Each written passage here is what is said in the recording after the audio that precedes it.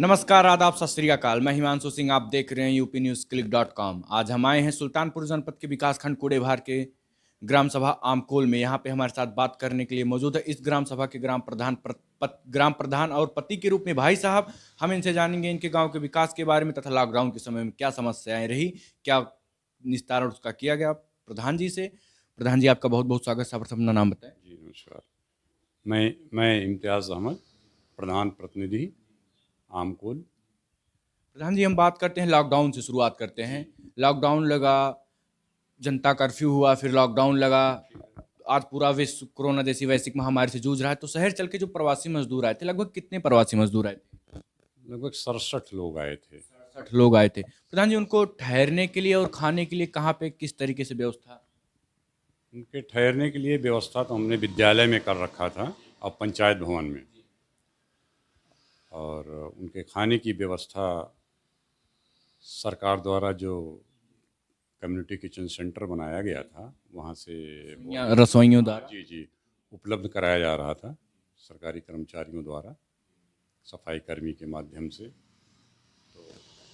प्रधान जी, कोई दिक्कत नहीं हुई। नहीं हुई। प्रधान जी, लॉकडाउन लगा, शहर चल के प्रवासी मजदूर ग्राम सभा में आए, तो एक रोजगार का काफी बड़ा संकट पैदा हुआ। तो जो प्रवासियों में से जो इच्छुक व्यक्ति थे, उनको रोजगार किस तरीके से ग्राम सभा के अंदर? जिन लोगों ने आवेदन किया रोजगार के लिए, उनको मनरेगा के तहत काम दिया गया, और ये शहर से बहुत नज़दीक होने के कारण यहाँ रोजगार की कोई समस्या नहीं रही। यहाँ पे कोई रोजगार की कोई समस्या नहीं रही, और जिन लोगों ने आवेदन किया है उनको रोजगार दिया गया है। जिन्होंने आवेदन किया उनको रोजगार दिया गया।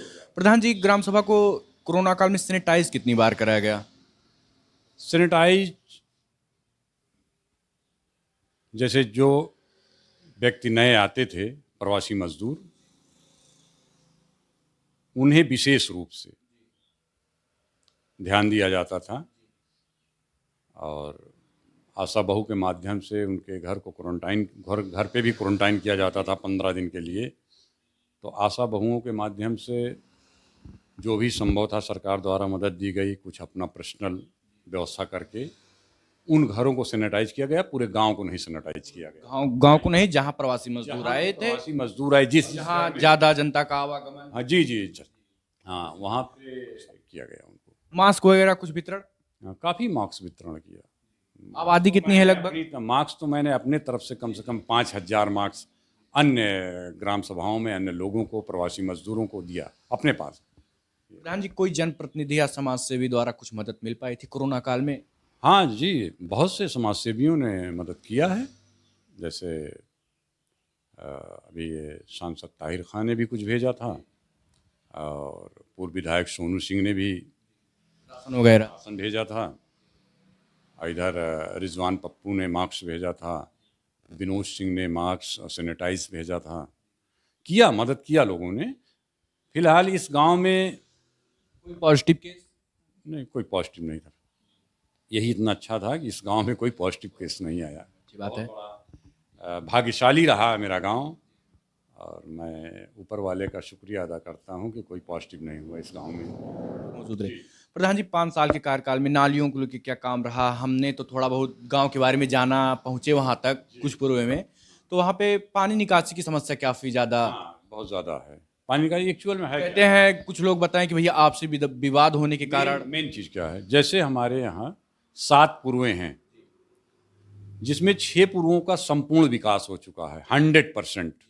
वहाँ पे किसी चीज़ की कोई दिक्कत नहीं है। रहा एक पुरवा गालिब शहीद, इसमें समस्याएं हैं इसलिए कि लोगों का अपना पर्सनल ज़मीन है, जो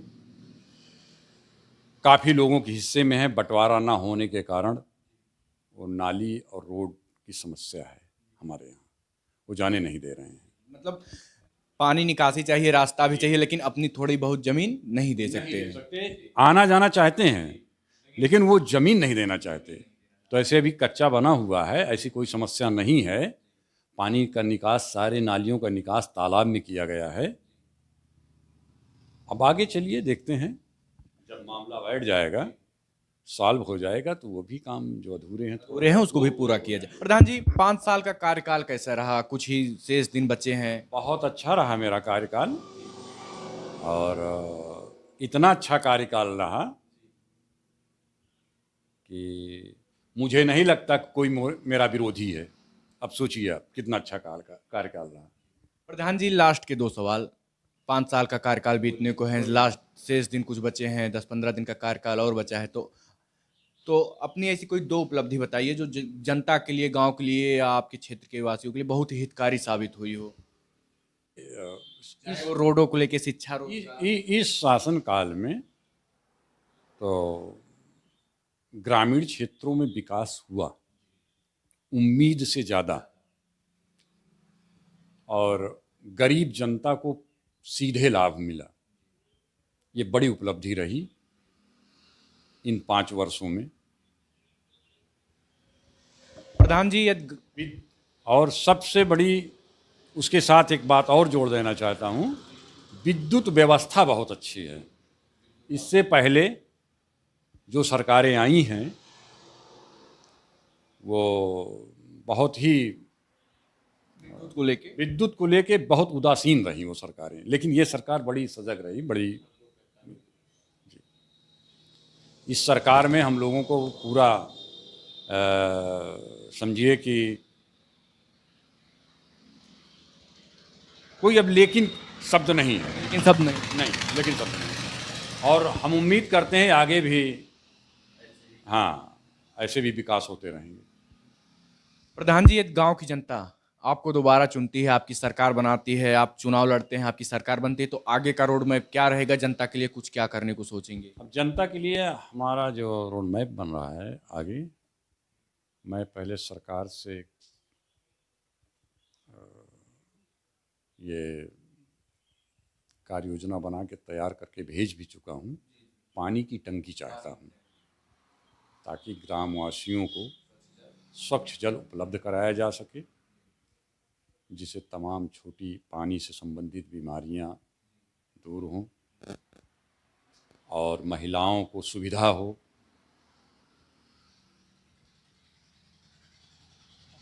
और कुछ के रोड मैप रहेगा, सरकार के अनुरूप जो भी गाइडलाइन, सरकार की नई गाइडलाइन आती रहती है और उसको पूरी तरह फॉलो किया जाएगा। बहुत बहुत धन्यवाद। ये थे ग्राम सभा आमकोल के प्रधान प्रतिनिधि के रूप में भाई साहब। इन्होंने अपने गांव के विकास के बारे में बताया। प्रधान जी ने यह भी बताया कि सरकारें बहुत सी आई गई, चाहे शिक्षा को लेके, रोजगार को लेके या विद्युत व्यवस्था को लेके कोई भी सवाल नहीं उठ पाए, लेकिन शब्द का प्रयोग नहीं हुआ।